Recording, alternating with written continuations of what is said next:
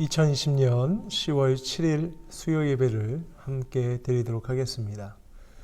오늘 말씀의 제목은 속사람이 건강한 우리라고 하는 말씀의 제목을 가지고 에베소서 3장 16절, 17절의 말씀을 통해 우리의 가정 가운데 우리가 머무는 공동체, 교회 안에서 복음을 통과한 사람들은 어떤 삶을 살아야 하는가에 대한 귀한 하나님의 뜻을 생각해보는 복된 시간을 갖도록 하겠습니다. 사랑하는 성도 여러분, 요즘에 건강은 좀 어떠십니까? 네, 육체적인 건강뿐 아니라 여러분의 속 건강을 말씀드리는 겁니다. 속 사람의 건강. 금주 대면 예배에 대한 선한 기대를 가지고 있습니다. 그렇게 이 예배 공간에 우리가 함께 모여서 예배하고 찬양하며 우리가 만나게 될 그 날을 기대하고 있습니다. 특별히 이번 주 금요일, 토요일 정도에 발표되는 것을 한번 살펴보고요. 저희가 방역수칙을 함께 하면서 모일 수 있다면 이번 주부터는 우리가 함께 모여 마스크를 쓰고 방역수칙을 지키면서 거리를 유지하며 함께 예배드릴 수 있도록 그렇게 함께 기도해 주시길 바랍니다. 오늘은 그 속사람이 건강한 우리라고 하는 말씀을 통해 사도 바울이 에베소서 3장과 그리고 6장에 이르기까지 공동체 안에서 살아가면서 새로운 한 피조물에 대한 그런 사람들이 공동체 안에서 어떻게 살아갈 건가에 대한 기도문과 여러 가지 원칙들을 담은 내용들을 한번 살펴볼 텐데요. 특별히 한 세 사람에 대해서 좀 더 구체적으로 보여주고자 했던 그 서론에 해당되는 부분이 바로 오늘 우리가 살펴볼 에베소서 3장 14절부터 21절의 기도문입니다. 이 기도문은 성도님들께서 한번 구체적으로 한번 읽어보시면 아시겠지만 16절에 너희 속사람이 능력으로 강건하게 되기를 원한다. 17절에는요. 믿음으로 말미암아 그리스도께서 너희 마음에 계시기를 원한다 라고 이야기했고 너희가 사랑 안에서 뿌리가 박히고 터가 굳어지기를 원한다. 19절에서는 하나님의 모든 충만하신 사랑이 너희에게 충만하게 되기를 원한다 이렇게 기도하고 있습니다. 얼핏 보면 네 가지를 기도하는 것 같지만 사실 사도 바울이 기도하는 주제는 한 가지입니다. 무엇이냐면 바로 16절의 말씀입니다. 우리 다 함께 오늘의 본문 에베소서 3장 16절의 말씀을 함께 읽어봅니다. 에베소서 3장 16절입니다. 시작. 그의 영광의 풍성함을 따라 그의 성령으로 말미암아 너희 속사람을 능력으로 강건하게 하시오며. 사도 바울은 속사람을 주의 능력으로 강건하게 해달라고 하나님께 기도하고 있습니다. 속사람이 강건해지면 어떻게 되느냐? 그리스도께서 우리 마음속에 거주하시는 그러한 놀라운 역사가 일어나고 그 사랑이 얼마나 길고 깊고 넓은지 우리가 상상할 수 없을 만큼의 그런 놀라운 그러한 역사를 너희들은 구체적으로 체험하게 될 것이다. 이 말씀의 깊은 뜻이죠. 하나님이 부르시는 사람의 특징이 있습니다. 내가 너를 불러서 세우고자 한다. 내가 너를 사용하고자 한다. 그렇게 하나님께서 말씀하실 때 예, 하나님, 저는 하나님께서 참 잘 선택하셨다고 생각합니다. 저는 충분히 그럴 만한 능력이 있고요. 어떻게 저 같은 인물을 알아보았습니까? 라고 답변한 성경의 인물은 한 명도 없습니다. 하나님이 모세를 부르셨을 때를 한번 기억해 보면요. 하나님께서 내가 너를 바로에게 보낼 것이다. 너는 가서 내 백성을 구원해라. 그렇게 하셨을 때 모세는 매우 비관적으로 이야기를 합니다. 저는 입이 뻣뻣하고 혀가 둔한 자입니다. 주여 보낼 자를 보내소서. 출애굽기를 자세히 살펴보면 하나님이 설득하시고 모세가 방어하고 이러한 설왕설래했던 것이 10번이나 기록이 되어 있는 것이 나오고 있죠. 하나님이 기드온을 부르실 때도 마찬가지였습니다. 하나님께서 너는 미디안과 싸워라. 큰 용사여 여호와께서 너와 함께 하신다. 이렇게 말씀하셨을 때 기드온이 어떻게 반응했는지 여러분 기억하십니까? 오 주님, 제가 무엇으로 이스라엘을 구원하겠나이까? 보소서, 저는 지극히 작은 므낫세 중에서도 가장 작은 자입니다. 이렇게 고백을 합니다. 왜 모세나 기드온은 하나님, 자신이 믿고 따르는 그 하나님의 영광스러운 부르심 앞에서 뒤로 빼는 모습을 보였을까요? 자기가 자신을 믿을 수 없는 상태, 나라는 인간 안에 이스라엘 백성을 구원할 수 있는 능력이 없음을 자각했음을 잘 드러내고 있는 고백이라고 할 수 있습니다. 이것이 오히려 반어법으로 역설적으로 속사람이 건강하다라고 하는 특징입니다. 우리가 생각하는 강함의 개념과는 좀 많이 다르지요. 우리의 상식에는 강함이란 흔들리지 않고 자신감이 충만하고 뭐 이런 것이겠지만, 성경에서 말하고 있는 강함은 내 안에 부족한 죄가 가득하고 내 자신이 부족한 죄인임을 고백하고, 오히려 나는 할 수 없으나 주님은 하실 수 있다는 온전하신 예수님을 바라볼 때 비로소 그 사람의 영혼은 강건하다 이야기하는 놀라운 반어법이, 역설이 우리의 말씀 가운데 담겨져 있습니다. 자기를 온전히 십자가에 비추어 하나님에 비추어 살펴보았을 때 나는 정말 무지렁이 같고 티끌 같고 나는 참으로 할 수 있는 능력이 없다는 것을 깨닫는 사람. 나로선 바로 앞에 갈 수 없고 나로선 미디안과 싸울 수 없으며 나로선 거룩하신 하나님을 따를 수 없습니다. 나로선 죄와 사망의 법에서 스스로 구원할 수 있는 힘이 아무것도 없습니다. 이렇게 말할 수 있는 사람이 바로 성경에서 말하는 속사람이 강건한 사람입니다. 내가 나를 의지할 수 없으니 더더욱 내가 아닌 온전하신 주님을 바라보며 나아가는 것. 우리 다 함께 에베소서 3장 17절의 말씀, 오늘의 핵심 말씀인 에베소서 3장 17절의 말씀을 우리 함께 읽어봅니다. 함께 읽습니다. 시작. 믿음으로 말미암아 그리스도께서 너희 마음에 계시게 하시옵고. 이 말씀을 영어 버전 성경으로 읽으면 조금 더 가슴에 와 닿습니다.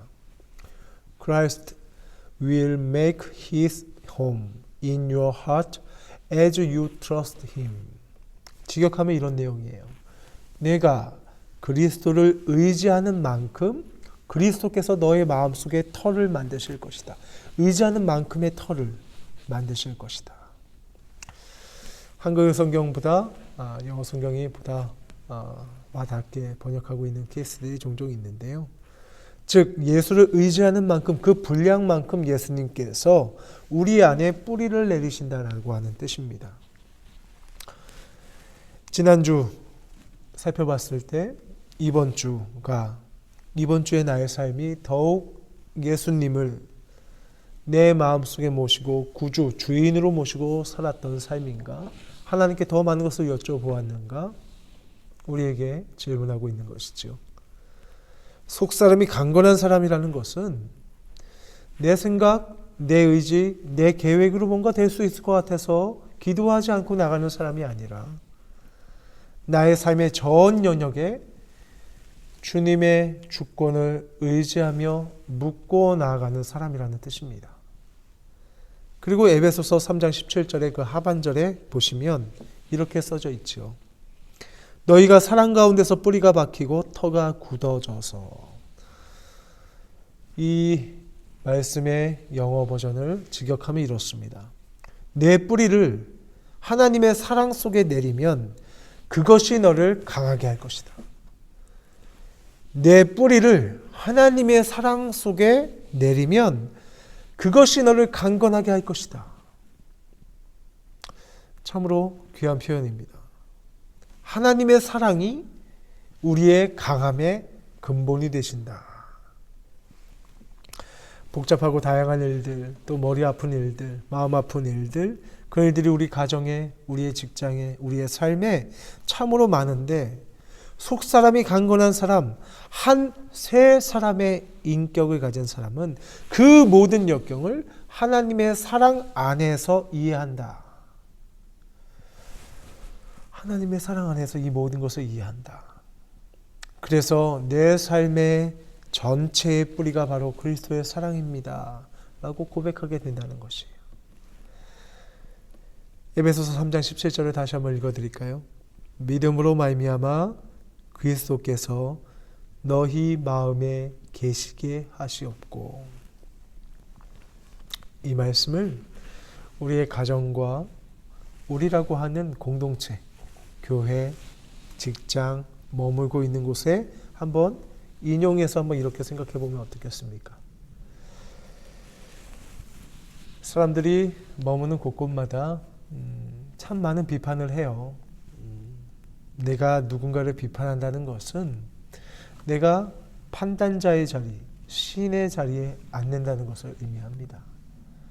하나님의 위치에 서서 정죄하고 판단하는 것이죠. 사랑하는 성도 여러분, 복음이란 무엇입니까? 복음이란 무엇입니까? 복음이란 나를 부정하고 상대를 인정하고 세워주는 거예요. 이게 무슨 뜻이지? 그리스도께서 우리를 살리시기 위해 기꺼이 죄인이 되시고 죽으셨습니다. 죄인이 아니심에도 죄인과 같이 되셨습니다. 이것이 바로 십자가이죠. 십자가 안으로 한번 깊이 한번 들어가 보시기를 추천드립니다. 하나님은 그 가운데서 더 이상 우리를 정죄하지 않으시고요. 받아주십니다. 믿음으로 말미암아 그리스도께서 우리 마음에 거하시는 사람들이 모여있는 가정은, 그러한 교회는, 복음이 중심된 가정은, 복음이 중심된 교회는 비판과 정죄가 아니라 기꺼이 그 사람을 세워줍니다. 왜 그럴까요? 여러분들이 제가 아닌 뒤에 있는 십자가를 바라보시면 거기에 답이 있습니다. 가정에서, 교회에서 비판 대신 격려를 해보시기를 바랍니다. 교회에서 비판 대신 격려를 해보시길 바랍니다. 판단을 그치고 사랑을 시도해 보시길 바랍니다. 상대의 약점보다 상대의 장점을 한번 봐주시길 바랍니다. 그런데 그것은요, 장점을 바라보는 훈련을 해야 합니다. 장점이 없는 사람은 전혀 없습니다. 누구나에게나 장점이 있습니다.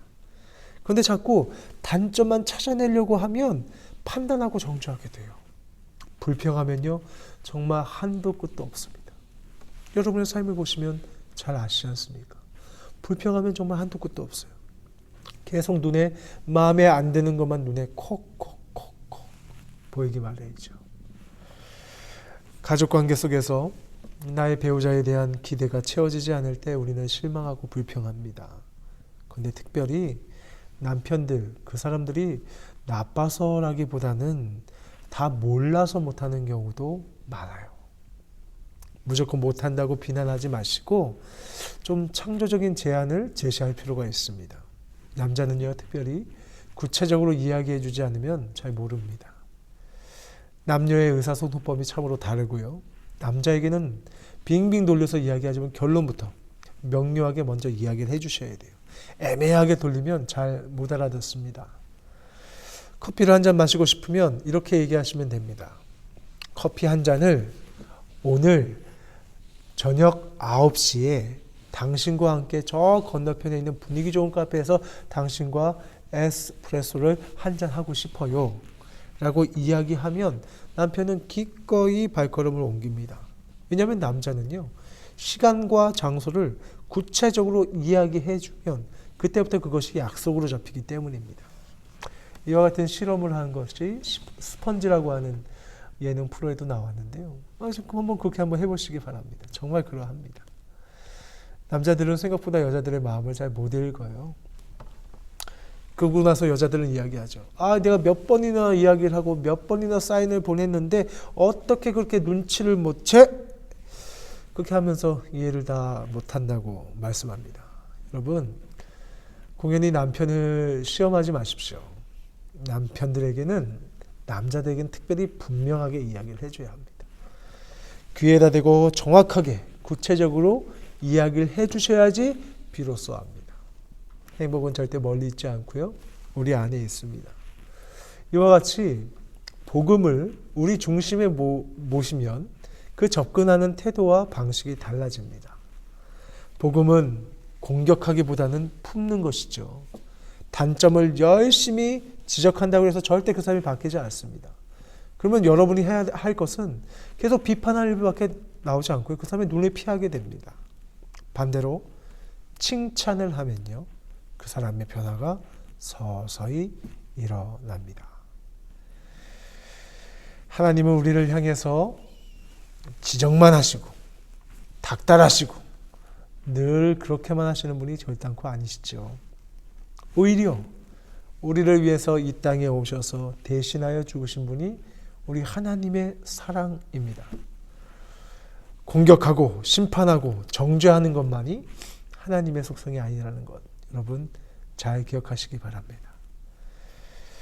십자가가 답이라는 사실, 여러분 다 아시면서도 왜 가정 안에서, 공동체 안에서 그것을 실천하지 못하십니까? 아담의 본성을 거스르려면요, 복음이 반드시 필요합니다. 성령님이 우리의 마음을 다스려 주셔야 하고요, 하나님의 은혜가 충만히 임해야 합니다. 하나님이 주시는 힘을 얻지 않으면 끊임없이 상대방을 바라보며 그런 죄악을 바라보는 눈만 밝아져서 그것을 공격하게 됩니다. 그런데 우리가 복음 안으로 들어가게 되면 남의 문제, 배우자의 문제뿐만 아니라 이제는 내 문제를 보게 됩니다. 그때서야 비로소 우리 안에 변화가 일어나는 것이죠. 은혜를 받으면요, 십자가 안에서의 내가 얼마나 용서를 받은 사람인지 깨닫게 되면요, 비판의 눈이 아니라 은혜의 눈으로 상대를 바라볼 수 있습니다. 함께 사는 남편과 아내에게 놀라운 장점이 있다는 것을 발견할 수 있습니다. 또 함께 동역하는 우리 교우들 간에도 그 사람에게 놀라운 장점이 있음을 우리는 볼 수 있게 되고요, 그거를 입으로 내어 그 사람을 칭찬하고 격려할 수 있게 되는 것이죠. 비판의 눈이 아니라 은혜의 눈을 띄우는 것은 바로 우리 안에 그리스도 예수를 품었을 때만 가능합니다. 복음으로 우리의 가정과 교회와 여러분이 머무는 곳에서 숨겨진 그 장점, 그 보석을 찾아낼 수 있게 되길 주님의 이름으로 축원드립니다. 그 보석은요, 결단코 쉽게 드러나지 않습니다. 한 다이아몬드를 발견해내기 위해서 수많은 광석을 잘라내고 부셔내고 그 먼지꾸러미 안에서 딱 요만큼의 보석이 발견됐을 때 그 희열, 그것을 느끼기 위해서는 여러분 훈련하셔야 합니다. 그렇기 때문에 이 말씀의 주체가 되는 십자가, 저 뒤에 있는 십자가에 집중하라고 제가 누누이 말씀을 드리는 것이지요.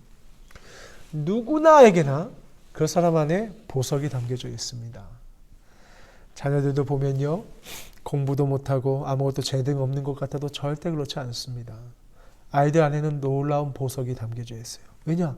하나님의 형상이 그 가운데 담겨져 있기 때문입니다. 하나님의 형상대로 지음을 받은 인간에게는 누구에게나 숨겨진 기가 막힌 보석이 그 가운데 박혀 있습니다.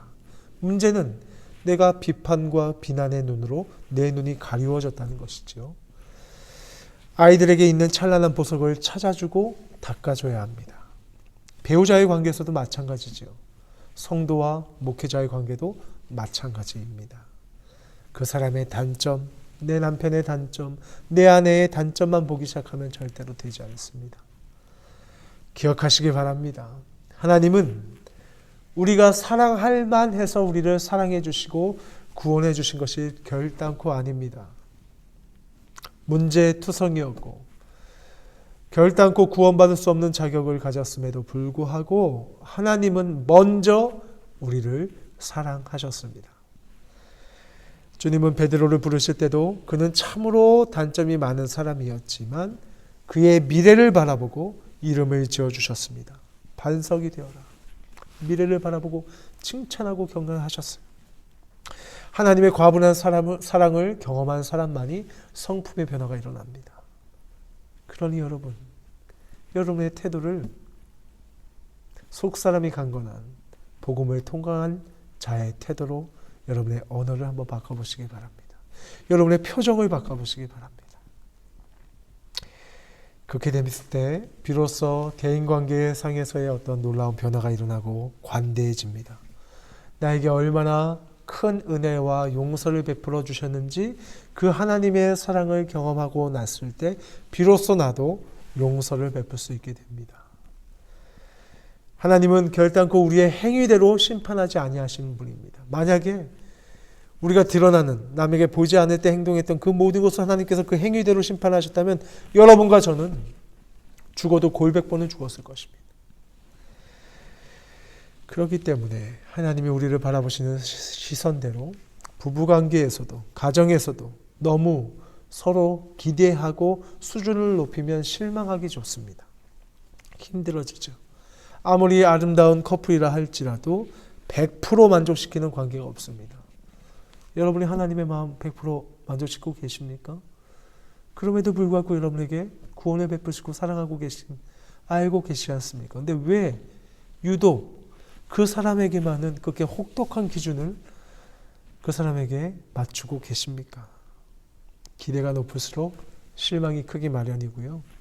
시선을 하나님께로 향했을 때 우리는 비로소 내 자신이 보이기 시작하고 그 기준에 맞춰 사랑의 시선으로 상대를 바라볼 수 있게 되는 것이죠.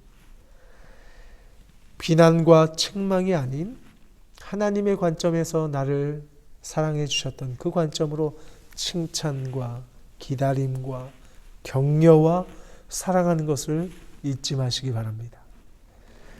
우리의 속사람의 그리스도를 품은 사람은 그렇게 해야 합니다. 비난과 책망으로는 결단코 사람이 바뀌지 않고요. 율법으로 사람이 바뀌지 않듯이 오직 그리스도의 사랑으로만 변하게 됩니다. 그 사랑을 힘입은 사람, 여러분을 통과한 사랑으로만 여러분의 상대는 변하게 될 것입니다. 그러기 위해서 우리는 먼저 사랑을 표현하고 그리고 사랑의 언어를 사용해야 합니다. 가정에서 서로 인정해 줘야 해요. 아내가 차린 밥이 맛있으면 맛있다고 표현하셔야 합니다. 간단한 것 같지만 참으로 중요한 것을 많은 사람들이 하지 않아요. 남편이 청소하고 나면 참 잘했다고 엉덩이를 두드려 주셔야 하고 칭찬해 주셔야 합니다. 우리 하나님도 표현하는 거 되게 좋아하셨어요. 우리를 향해 늘 사랑한다 라고 표현하셨습니다. 하나님도 잘 표현하시는데 어찌 여러분이 가지고 있는 그 권위와 나이와 아버지라고 하는 것, 또 어른이라고 하는 것을 감추어서 표현하기에 주저하십니까? 어떤 분은 성경이 두꺼워서 읽기 어렵다고 이야기하지만 성경은 압축하면 딱 한마디입니다. 내가 너를 정말로 사랑해서 이러한 일들을 계획하고 있고 너의 삶을 내가 참으로 기억하며 사랑하고 있다. 이 얘기를 좀 길게 내러티브로 스토리를 많이 담다 보니까 성경이 이렇게 두꺼워진 거예요. 한마디로 하나님은 당신을 사랑하십니다. 이 내용이 성경의 핵심인 것이죠. 무뚝뚝한 사람들이 가지고 있는 생각 중에 하나는 이거죠. 꼭 말해야 하나? 눈빛으로 아는 거 아니야? 그냥 딱 해도 알아야지. 꼭 말을 해야 돼? 말이 많은 것을 싫어하고요. 또 말을 해도 아주 간단하게 그 시기에 뭐 이렇게 이야기를 하시죠. 그것이 남성적이라고 생각합니다. 그것이 체면 차리는 것이라고 생각하지요. 하지만 속사람이 건강하고 강건한 사람은 사랑을 표현할 수 있는 사람입니다. 또한 표현은 아주 구체적이고 직접적이어야 합니다. 상대의 장점에 대해서 정확하게 표현하는 것이 참으로 좋습니다. 아름다운 표현이 참 많아요. 당신 참 잘했어. 오늘 참 멋져요. 당신 이 옷 참 잘 어울려요. 당신 최고예요. 이러한 소소한 표현들이 서로의 사랑의 관계 지수를 높이죠. 놀라운 말의 위력이 있습니다. 그 사람이 가지고 있는 그 사람의 변화를 인정하고 칭찬해 주십시오. 가지고 있는 그의 특별한 능력, 은사를 인정해 주십시오. 주부가 온종일 가정에서 아이들과 복닥이면서 수고한 것에 대해서 인정해 주면 그 말 한마디에 필요를 잊게 됩니다.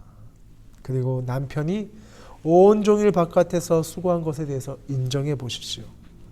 참 수고했어. 참 수고했어. 근데 반대로 돈도 별로 못 벌면서 왜 그렇게 늦게 다녀? 라는 말을 들으면 힘이 쭉 빠지고 그때부터 다시 전쟁이 시작되는 것이죠. 우리의 본성은요, 그대로 내비두면요, 남을 비판하고 헐뜯고 단점을 보기에 아주 최적화가 되어 있습니다. 우리의 죄성이 그러하니까요. 흉을 보거나 남의 약점을 되쳐내는 일은 노력하지 않아도 참 잘합니다.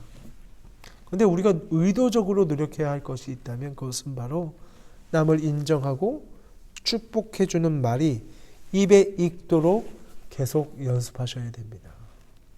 노력하고 훈련하지 않으면요, 서로 말로 상처를 주게끔 되어 있습니다. 여러분이 한번 질문해 보겠습니다. 세계로교에 오면 저희가 늘 입에 달고 인사하는 것이 있죠. 주님의 이름으로 사랑하고 축복합니다. 이 얘기를 교회 외에서 집에서 몇 번이나 하십니까? 아마 하루에 한 번이라도 하시는 분 극히 드무실걸요. 그만큼 여러분들은 여러분이 가지고 있는 언어를 가지고 남을 비판하고 남을 넘어뜨리고 하는데 더 익숙해져 있다는 것입니다. 말에는요, 치유의 힘이 있어요. 남편이 아내에게 당신 참 이쁘다 라고 말하면 아내는 그 말을 처음에는 잘 믿지 않습니다. 저 또 무슨 꿍꿍이가 있는 거 아니야? 또 뭐 이렇게 살려고 하는데 나한테 괜히 이게 연막작전 하는 게 아니냐? 라고 하지만 여러분, 자꾸 그 표현을 하다 보면요, 정말로 믿어요. 아내도 마찬가지로 남편에게 당신 오늘 참 멋있다. 와, 오늘 아주 멋있는데? 이런 얘기를 하면 처음에는 어색해하지만 그 남편도 나중에는 또 듣고 싶어 합니다. 사람의 마음이 희한한 게요, 잘한다 하면요 자꾸 잘하고 싶고요, 못한다 하면 삐뚤어질 테다 하고 앙돌아진 마음을 먹는 것이 사람의 마음입니다. 그러므로 부부간에 던지는, 또 교우간에 던지는 말은 아주 중요합니다. 가정 안에서 가족들 간에 던지는 말들은 참 큰 영향력을 미칩니다. 가까울수록 서로 던지는 말 한마디가 얼마나 중요한지 모르고요, 비난하는 한마디는 가슴 깊숙이 그것을 찌르게 됩니다. 서로 비난하고 공격하면 가정은 한순간에 쑥대밭이 되고요, 배우자의 따뜻한 한마디가 그 사람의 자존감을 높여줍니다. 한 사람의 자존감이 살아나는 데는 많은 노력이 필요치 않아요. 오직 남편에게는 그 아내의 한마디, 아내에게는 남편의 한마디, 자녀에게는 부모의 한마디로 충분합니다. 이것은 비단 가정만이 아니고요, 모든 관계에서도 마찬가지입니다.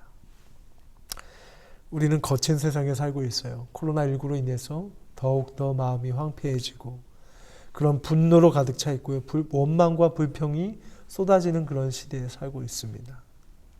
원색적인 비난이 넘쳐 흐르는 시대이지요. 모두가 힘이 들기 때문입니다. 그럴수록 그리스도인은 사랑의 말을 해야 합니다. 용서를 선포하고 감사의 말을 하십시오. 죽이는 말이 아니라 살리는 말, 생명의 언어를 사용하십시오. 속사람이 강건한 사람은요, 그리스도를 믿는 사람은요, 그리스도 안에서 새로운 피조물이 된 사람은요, 언어부터 변화가 일어나야 합니다. 선악을 분별하는 일은 하나님께 맡기십시오. 그 일은 하나님이 전문가예요. 우리에게 필요한 것은 선악을 알게 하는 지식이 아니라 사랑의 하나님을 아는 지식이 더 필요합니다. 하나님을 배제하고 선악을 분별할 수 없습니다. 누군가를 판단하려고 하는 마음이 생기면 사랑의 하나님을 더 알려고 힘을 쓰십시오. 최고의 지식은 그러한 사랑의 하나님을 아는 지식입니다. 그리고 그 하나님은 스스로를 가리켜 나는 사랑이다 라고 말씀하셨습니다. 하나님을 아는 지식이 없는 상태에서의 판단은 너무나 위험합니다. 하나님을 더 알기 위해서 우리는 어떻게 해야겠습니까? 말씀을 보아야 합니다. 하나님을 아는 지식이 충만할 때 다른 사람에 대한 태도 또한 여러분 변하게 될 것입니다.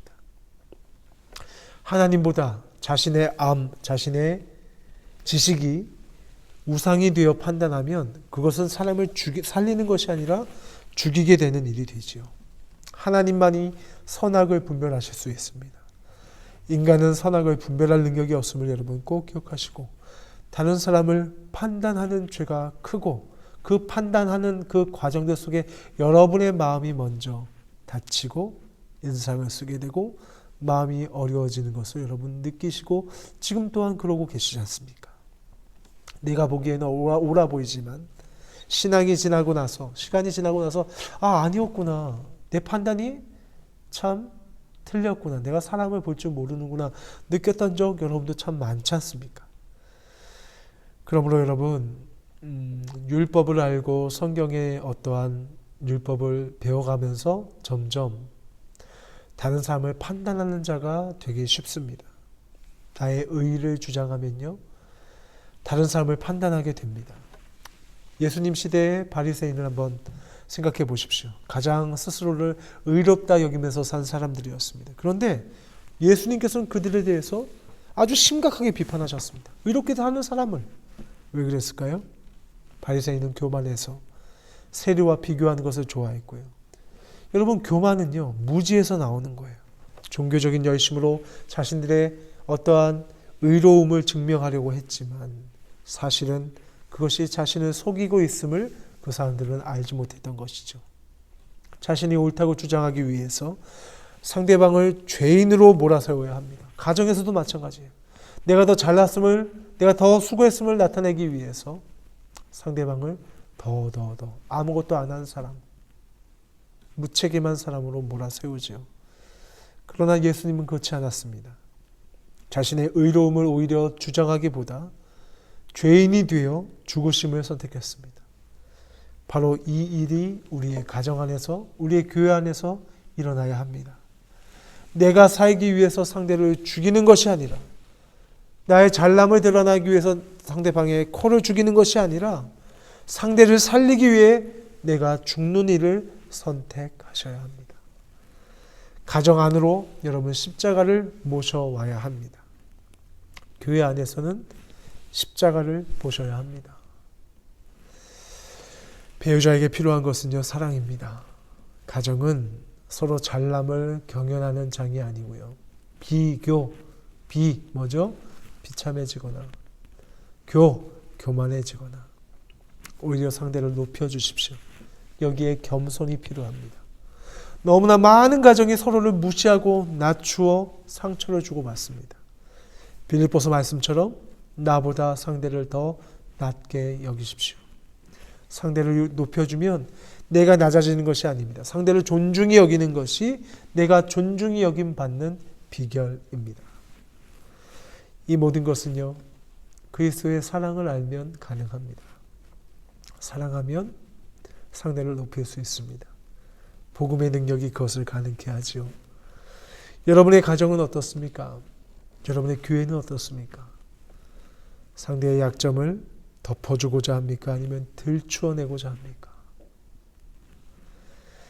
베드로전서 4장 8절에는 무엇보다도 뜨겁게 서로 사랑할지니 사랑은 허다한 죄를 덮느니라 라고 말씀하셨습니다.